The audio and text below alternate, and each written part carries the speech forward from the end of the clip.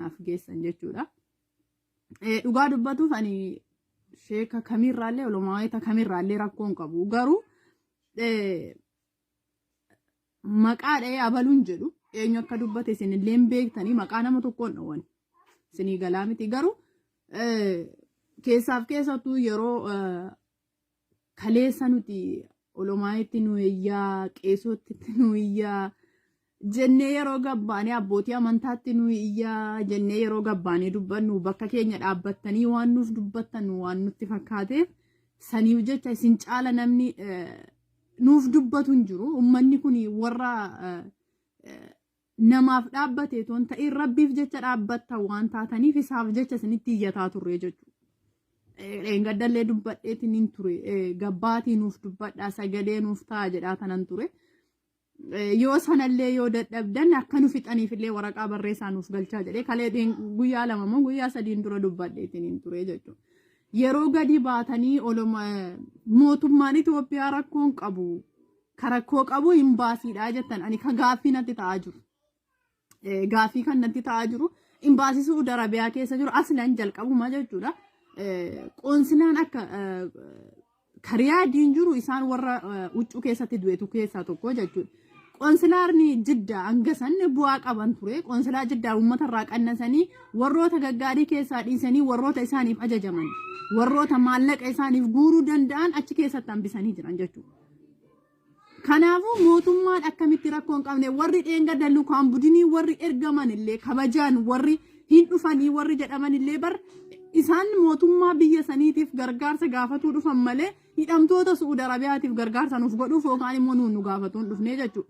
Mi'aani waanan sin gaafadhu keessaa jechuudha. Warruma na dhaggeeffataa jirtan kana waan tokko qofan isin gaafachuuf deema. Ijoolleen uummanni biyyarraa dhufan suni luukaan budiniin jedhan ka biyyarraa dhufan suni hidhamtoota kan bira ga'anii mee kamiin gaafatan. Isaan ka isaan deeman Makkaan deemanii Madiinaa deemanii achitti suuraa adda addaa ka'anii achi deebi'anii galan jechuudha. Lammaffaa immoo uummata kana ilaaluu dhufan erga ta'e maaliif xiyyaarri kabajaan mootummaan erga rakkoon qabaanne uummata kana kabajaa godhee fi erga ta'e maal hojjechuu Keeniyaa irraa naannoftee Suudi Arabiyaa seente xiyyaarri Itoophiyaan jiru gaaffiin kiyya kana lamaani.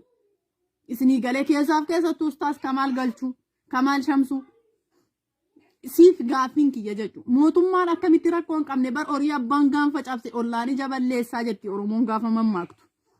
Isinuu biyya keessatti uummata kanaaf kabajaan taane isinuu warri maqaa rabbii himataa mootummaa kana bira dhaabbattanii duuba maal nu godhe mootummaan Suudii. Ani rakkoo mootummaa Suudii irraan qabu mootummaan Suudii kabajaa guddaa qabnaaf maaliif kabajaa qabnaaf? Otoo inni uummata kana nyaachisee bar qiixxaa guyyaa tokkotti kennamuu sanuu mootummaa biyya kanaatu nyaachisaa jira kisaaraa mataa isaa irratti jechuudha.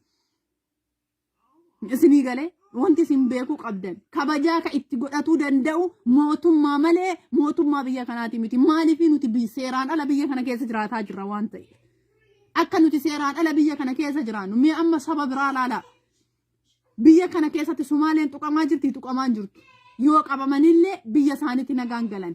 Eertiraan aqimii ishiitti warri waggaa 30 dura nurraa citte biyya kana keessa kabajaa qabanii jechuudha. Kanaafuu yeroo isin gadi baatanii mootummaan rakkoon qabu imbaasii Suudi Arabiyaatu rakkoo qaba isatu wanna waraqaa karaa seeraan alaatiin gurgurataa ka jettan sana waraqaa sana akka gurguratu ka taasise eenyu? Waraqaa sana akka gurguratu rakkoon sun injira arga ta'e erga rakkoon sun akka jiru ka beektan ta'e erga waraqaa libisbaasee jedhamu erga seeraan alaan birriitti ka gurguratan ka jiran erga ta'e isin maaliif uummata saniin kaasiin? Isin maaliif uummata saniin kaasiin?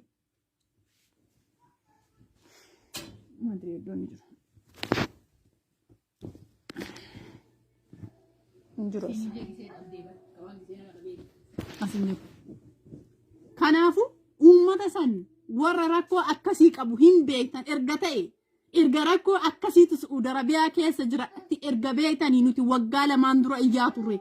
Waraqaa karaa seeraan alaatiin hidhamtoota biyya keessa Suudi Arabiyaa keessatti hidhamanii jiran dhiisanii maallaqaan uummata galchaa jiranii gaafa nuti jennee gabbaanee dubbannu maaliif afaan keessan siippiin cufattan? Maaliif cufattan gaafsan? Silaa rakkootu jira rakkoo kana ka furuu danda'u uummata moo hidhamtoota mana hidhaa jiran kana furuu danda'amu mootummaatu furuu danda'a. Isin akkamitti afaan guuttattanii gabbaatanii mootummaan rakkoon qabu akkamitti jettan? Bar otoo dubartiin ulfaa wannoo libisbaasuma sana maallaqumaanuu bitattee galuuf akka walitti aantaniif akka gandaatiif akka lagaatti hanga gurgurataa libisbaasuma sanuu baasa uummanni yoo ta'uu baate ta'ullee yoo baate gargaarsi karaa uummata biyya alaa keessa jiraatuunillee gargaarsi godhamee ijoolleen kun gara biyyaa galan. Erga mootummaan rakkoo hin qabaanne jechuudha. Erga mootummaan rakkoo hin qabaanne erga mootummaan rakkoo hin qabaanne warroota kaleessa qoonsilaa keessa qoonsilaa Jiddaa keessaa namoota gaggaarii maaliif guuree galche? Anaan barka gaaffii natti ta'eetu kana. Silaa mootummaan rakkoo hin qabu ka rakkoo qabu warroota imbaasii keessa dalaganii jettanii gabbaatanii dubbattan. Erga ka imbaasii keessa ka dalagu rakkoo qabaate biyyattii san ka bulchaa jiru akkuma jettan shanee jedhan sana moo TPLF moo ka biyyattii san bulchaa jiru akka nuti beeknutti badaallee ta'e mishaallee ta'e Abiy Ahmedii miti. Abiy Ahmed duuba uummata kanaa sii kaasee warroota ijoollee kanaaf dalaguu danda'an maaliif hin galchin erga mootummaan rakkoon qabaate? Maaliif gabbaatanii miidiyaa irra dubbattan erga rakkoon kun akka jiru erga beektanii maaliif deemtanii hin gaafatina? Ani barsanuu kan isin oduu haaraan sinii qabadhee dhufaa galgala na eegaa kan sin jettan tuna aarsaa baranaan. Oduun haaraa sinii qabattan anuun jedhaa barkan mootummaan rakkoon qabaanu deeggara mootummaa argan ta'e anuu dubbachuun hin danda'a. Kanaafuu wanti haaraa sin qabatanii nutti gadi baatan maalinni? Maaliif hanga kana waan kana mara dalagdan erga rakkoon hanga kanaa hin jira ta'ee bar lubbuu nama tokko irra dhaabbanneeti miti barka qalladaa jiru nuti. Lubbuu uummata miileenaan lakkaawwaman irra dhaabbattanii qalladaa jirtan isin. Gabbaati oduu mootummaan rakkoon qabu miti kan nutti himaa jedhanii ijoolleen kun bo'aa jiran. Mirga keenya nuuf eegaa qarshii miti nuti kan sin gaafataa jirru. Galuu barbaanna biyya keenya keessa jiraachuu barbaanna. Dhuguma kaleessa rakkoon biyyaa nu baasee jira. Erga immoo rakkoon biyyaa nu baase rakkoo kana caalu asitti lubbuu nama tokko irra osoo hin ta'in lubbuu uummata miileenaan lakkaawwamurra dhaabbattaniiti mootummaan rakkoon qabu jettan. Mootummaan rakkoon qabu nutu rakkoo qaba. Nutu rakkoo qaba erga akkas ta'e. Isin amma wanti isin jechaa jirtan bar dhumadhaa isintu rakkoo qaba mootummaan rakkoon qabu jechaa jirtanii jechuudha. Ani akka sana fudhadhee jira isin akka itti fudhattan ani hin beeku garuu gama kiyyaan jechuudha. Har'a yeroo nu gateeti malee bar nutillee warra peestaalii uffatoo hin ta'in hin beektan ijoollee Suudii hin beektan. Akkamitti akka rakkataa bira dhaabbannu akkamitti uffata akkamiillee akka uffataa turre hin beektan. Dalagachuu dhiisneetii miti. Yerootu gannu buuse malee. Lubbuu nama tokko irra dhaabbanneetii miti harka haasa'aa jirru. Haasaan anarri haasa'u kuni haasaa yaada kiyya tokkicha qofa isinitti hin fakkaatina. Uummanni Suudi Arabiyaa keessa jiraatu marti gaaffii kana sammuu keessaa qaba. Sidii galee. Kanaaf gadi baatanii ani dhugaa dubbachuuf kaleessa baqa oduu haaraa sinii qabadhee dhufaa gabbaatiin eegaa gaafa jedhan du'aayii kadhataa ture yaa Rabbi waan gaarii nu dhageessisi jedhee jechuudha. Waan gaarii nu dhageessisi jedhee du'aayii kadhataa ture. Maaliif akka ijoolleen kun biyyatti galaniin barbaada waan ta'eef sa'aatii ammaa kanatti sa'aatii adamma taa'ee haasa'u kanatti nama tokko lamaa miti. Miiliyeenaan hidhamaa jira qabamaa jiran ammuma sakee godheen keessaa ba'een ture. Ijoollee dhiiga bu'aa jirtutu jira jechuudha. Kanaaf dhibbattiin isinitti hima. Abbootii amantaallee taatanii aangawoota mootummaallee yoo kataatan ta'e jechuudha. Otoo ijoolleen keessan mana hidhaa keessa jiraatte yookaan ijoolleen keessan rakkoo keessa jiraatanii dhibbattiin isinitti maal kan tokko irratti isiniin fudhatu. Ilmoo hiyyeessaarra dhaabbattanii qalladaa jirtan. Ilmaan hiyyeessaarra dhaabbattanii qalladaa jirtan isin. Isin ganaa lubbuun dhala namaa isiniif hin galle maal akka ta'e. Lubbuun dhala namaa maal akka ta'e isiniif hin galle amma ammaatti jechuudha. isiniif hin galle lubbuun dhala namaa akkam akka ta'e maaliif biyya san keessatti sooressaa fi hiyyeessii walqixa kabajaan qabu waan ta'eef hiyyeessii fi sooressi walqixa kabajaan qabu biyya san keessatti har'a utoo intalli Adaanech Abeebee Suudi Arabiyaa jiraatti intalli Abiy Ahmed utoo Suudi Arabiyaa keessa jiraatti yookaan ilmaan eessummaan isaa keessa fira isaanii keessaa jiraatte ijoolleen keenya kanatti dhumattu nuti ilmaan miskiinaati waan ta'aniif nama itti iyyannu hin qabnu waan ta'eef nama itti iyyannu hin qabnu rabbii tokkicha yoo ta'e malee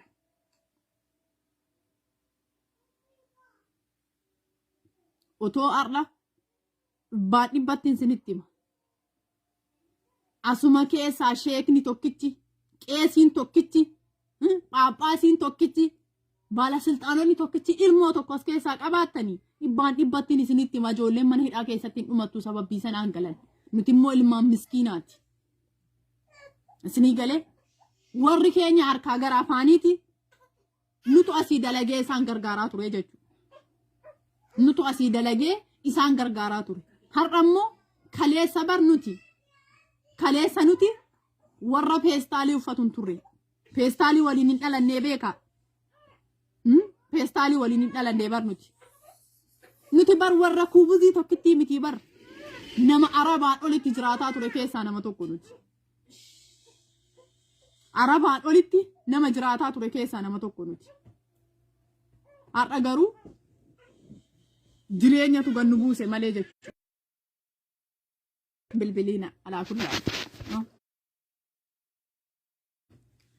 kanaafu otoo jechu otoo isin rakkoo nuti rakkataa jirru kana kaleessa bar isin gaafa hidhamtan bar hanga hidhamtoota siyaasaan kaasee hidhamtoota siyaasaatiin kaasee olomaayii hidhamtanirraa kaastanii bar sagalee isiniif ta'aa turre har'a garuu isin qaama keessan gara mootummaa gatattaniiti udduu gara mootummaa gatattaniiti hidhaa sodaataaf jecha hidhaa sodaataaf qaama keessan gara mootummaa gattaniiti lubbuu uummata kumaatamaa irratti murtii dabarsaa jirtan jechuudha. Waan biraa dhiisaa ijoolleen xixiqqishuun ka jaalatanii duniyaa kanarratti hin dhufne isinii galaa miti jaalatanii duniyaa irratti hin dhufne isaan garaa isin nyaatanii mucaan cittaa'ee mucaan baatii jahaamo baatii sagalii qaamni isaa guutuun dhumatee achi keessatti rakkataa jiru kan haati waan hoosistu dhabdee bishaan hoosistu cubbuu mucaa sanii isin hin ga'u bishaan sunuu barakkatti argatan beekani isini isin lubbuu keenya irra dhaabbattanii lubbuun keenyaan qumaara taphattan warri kaleessa lukaan budinii jedhamtanii dhuftan asitti quraana walii dabarsaa turtan isin argaa turree bar suuraa keessan asitti nurratti waayifaayi fayyadamaa turtan nama meeqatti dhaasu Saudi Arabiyaa keessa du'e isa nuu laalaa turtan kana anaa miti ka jedhe anaa miti ka dubbate kana duraan dursa warra jala deemtanii waan hin taane barreessitan haasaan kiyya yoo isin hin ta'in yaa ana jala dheengaddallee isinitti himeen ture dheengaddallee isinitti himeetiin ture warri yaanni kiyya isin hin taane as jala teessanii nanaccanaannaqina baana jala bu'aa tokko wanti isin naa gootan tokko hin jiru jechuudha bu'aa tokko naaf hin qabdan ani namoota kumaatama ka yaada kiyyan fudhanne irratti haasa'urra nama tokkicha ka yaada kiyya galeef isa irratti haasa'uu naa wayya jechuudha ofii keessaniilee maasiyaaf ittiin dabalina as jala deemtanii jechuudha maaliifi lubbuu namoota kumaatamaa irra teenye dhugaa walitti himna otoo akka ustaaz Raayyaa Abbaa Maccaa kumaatamaan dhalate dhibbattan isinitti hima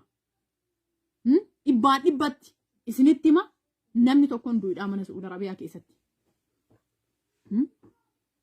kanaafu isin amma gadi yaatanii akkamitti sheekolee tuftanii sheekoliin illee rabbi kanuma isinitti himaan isaan illee rabbi lubbuun kiyyaa fi lubbuun isaanii illee tokko dalagaa kiyyatti ka irraa nagaafatu rabbi akkasin beekuu qabdan nama balleessaa qabu balleessuma isaa waliin itti nama shafannee sa'aatiin uummata kumaatama miiliyoona lakkaawwaman irra dhaabbannee kun ustaazaa kun qeesii kun maali sa'aatiin nuti jennu hin jiru waan ta'eef maaliif haasaatiin dubbattan irraa gabbayee sanitti maa jiraanillee wanti biraan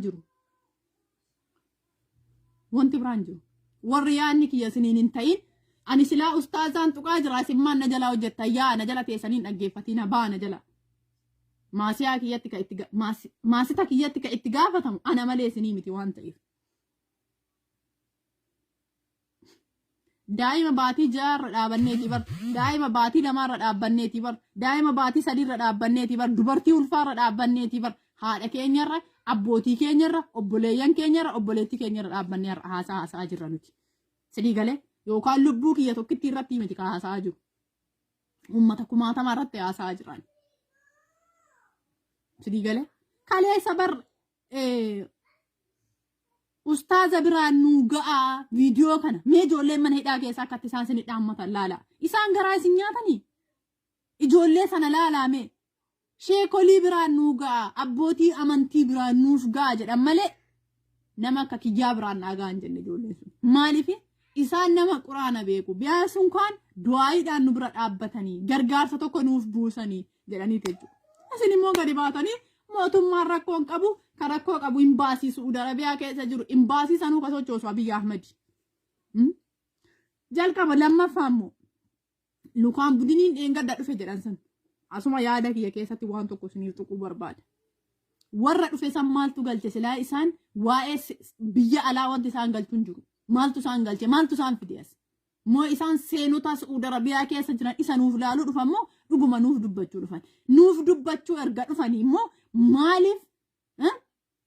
maaliif wannoodhuma tokko manuma hidhaa san keessaayyuu bar achuma keessaayyuu nama quraana qara'ee jira miti achuma keessaa maaliif warroota quraana qara'anillee rakkoon keessa maalni namoota muraasa muuna hidhamtoota sammara deemanii laaluu miti sinii galee hanga waliin gadee deemanii suuraa asiifachitti kaa'anii asiifachitti hanga suuraa otoo isaan bilbila akkanatti tartaa galanii otoo hanga isaan suuraa kaa'anii bilbila laalan san maaliif ijoolluma mana hidhaa keessa jirtu san keessaa filatanii rakkoon keessa maalinni beeka jajjabeessanii bakka hanga haalli isinii mijatutti obsaa maan jedhini silaa rakkoo keenyaaf nuuf dhuftanii rakkoo keenyaaf nuuf dhuftanii silaa maaliif mara san deemaa nuu laalaa isiniin jechaan jiru maaliif manni hidhaa bakka baay'ee jira waan ta'eef jechuudha mana hidhaa tokko keessaa namoota muraasa akka isaan siniif dhiyeessan gootanii rakkoon keessan maalinni maal rakkattanii maal taatanii akkamitti jirtanii jettanii maan gaafatina silaa dhiiga keessanii maan gaafatina warri achi deemtan sun jechuudha kanaafuu hin qaanfattanii xiqquma ishii isinitti hin dhaga'amu isin daawwachuu dhufanii mootummaan rakkoon qabu na dhibdanii baranaan yeroo garii wanti dubbatan tokko bar nama jalaa badaa bar yoo namni dhugaa isinitti arrabaan nama haqxan na beektan immoo amala kiyya waanan haasa'uuf ka'e irraa wanti irraa na deebisu hin jiru sinii galee ani arrabni keessanii fi zaachaan keessan waa tokko nan dhaabu ijoolluma sana deebi'ee gala malee anillee anuu gaafan isaanii gale isaanii dabalame waliin ta'anillee dhaqee amman ala jirutti garuu hanga carraan isaan dhaqqabe sun anaan na dhaqqabutti ijoollee keenya sagalee ta'uun nan hanqisuu jechuudha. Dhugaa jirtu immoo gabbaasee dubbadhaa jechuudha. Kanaaf gabbaatanii akka waan isaan sangaanuu qalanii asii deebi'anii dhufanii isin laalanii galanii jettan. Ani hin argine kunoo warra achi keessaa iyyataa jirullee sheekolii biraan nuugaa abbootii amantaa biraan nuugaa abbootii keenya biraan nuugaa jedhan malee dhufanii nu laalanii nu gaafatanii jiranii. Ijoolleen nu gaafatanii jiranii jennu tokkittiin illee waan san dubbatanii argine jechuudha. Kanaafuu isini as jala deemtanii isin xap beektan maalinni lubbuu nama tokko irraa miti bar lubbuu nama tokko irraa miti kan nuti dhaabbannee haasa'aa jiru. Isinii galee isin sheekni tokkichi tuqame jettaniiti asii iyyaa jirtan as jala deemtanii waan argitan barreessaa jirtan. Ijoollee mana hidhaa keessa dhumataa jirtu sunoo daa'imni xiqqaan sun gaafa inni guddate maal akka inni ta'u beektanii? As keessa bar warra quraana qoma isaanii keessaa nuu qara'utu jira bar ijoollee kana keessa warra hidhame keessa. Kanaaf hin qaanfattanii xiqquma ishee sheekoliin tuqiin nama balleessaa qabu nuti balleessaa qabdanneetumatti himna akka keessa ilaal dubbii garaatti nyaataa keessaaniin fakkeessinu nuti. Eenyurraayyuu rakkoon qabu ani. Eenyurraayyuu garuu nama balleessaa qabu waan inni haasa'e irra dhaabbadhee anillee yaada mataa kiyya irra dabala jechuudha. Siniif ta'u sinii ta'a, sinii ta'uu baatu niis ta'a. Na jalaa yaa siniin jedhee jirallee. Yoo isinii ta'uu dide na jalaa ba'aa isiniin jedhee jira jechuudha. Yaadni kiyya as jala deemtanillee isinillee waan taate hin taane na barreessitanii anillee akkan waan jecha hin taane isinit darbadhu nan godhina.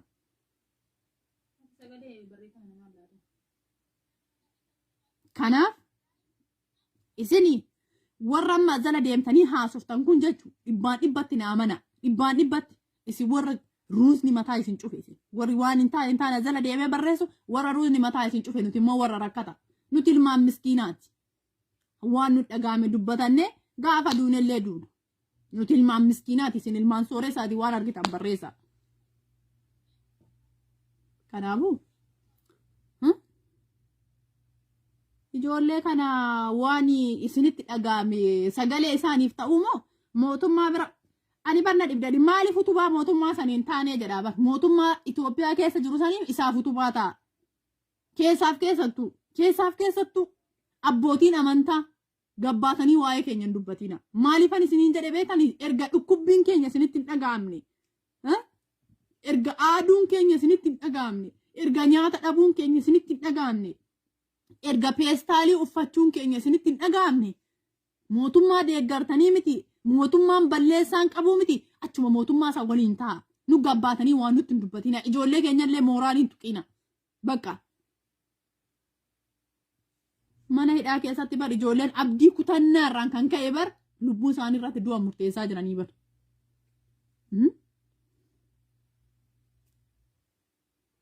Abdii kutannaa irraan kan ka'e jechuudha. Namni yoo rakkoon itti guddatte laal ijoolleen kun irra caalaan isaanii keessattuu ijoolleen dhiiraa jechuun warri lubbuu isaanii balleessaa jiran kun warra barahaa irraan ka'ee Itoophiyaa irraa kaasee miilaan Suudi Arabiyaa seenee keessaa nama tokko. Garuu itti jabaatee waggaa tokko waggaa lama mana hidhaa san keessa taa'anii yeroo gabba'ee inni quraana qara'ee waa'ee rabbii hin beekaa kamtu akka sirrii ta'e kamtu akka sirrii hin taane hin beekanni jedhamu mootummaan rakkoon qabu erga jedhee ka dubbatu ta'e maal inni mee wanti nuti eeggannu isinirraa? Maal isinirraa eegganna mee natti himaa? Wanti nuti isinirraa eeggannu tokko maal inni? Isinoo silaa gara mootummaa gortanii warri quraana qaraatanii maqaa rabbii beektan jennee isinitti dhaamsa isinitti dhaammataa turre isinuu gara mootummaa kanaa gortanii nuto eenyu qabnare yoo rabbii tokkicha ta'e malee.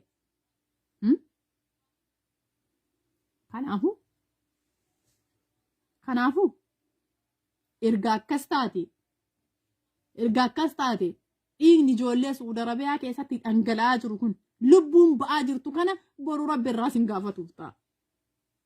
Lubbuu nama tokko irraa miti isin kan dhaabbattanii irratti kolfaa jirtan. Gabbuustanii bar lubbuu dhala namaa gabbuustanii qixxee caammaa keessaniitiin ilaalaa jirtan jechuudha. Biyyee irra dhaabbattan saniifuu kabajaa qabdan. Dhibbaan dhibbattiin isin amanaa jechuudha. Isaafuu kabajaa qabdan. Dhala namaatiif lubbuu namaatiif kabajaan qabnu nuti. Isin biratti kabajaan qabnu nuti. Kabajaan qabnu nuti isin biratti. Balleessaa tokko hin dalagne bar yoo waraqaa biyya kanaa dhabuu taate malee balleessaa tokko hin dalagne ijoolleen kun mana hidhaa keessatti. Balleessaa tokko hin dalagne ijoolleen kun. Kanaafuu kan keenya rabbumarra dhiisnee jiru garuu awwaalcha keessan qabrii keessan laalaati nurra dhaabbattanii nurratti hin qalladina. Boolla boruutti galuuf deemtan san kan borobboleessi keessan ragaa itti isiniin baane san isuma laalaati yoo dandeessan nurraazim jedha. Nurraazim jedha yoo ka dandeessan ta'e jechuudha.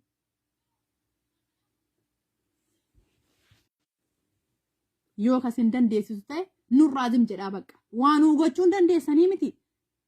Silaa waanuu gochuun dandeessanii. Erga nuu waanuu gochuun dandeenye nurraazim jedha.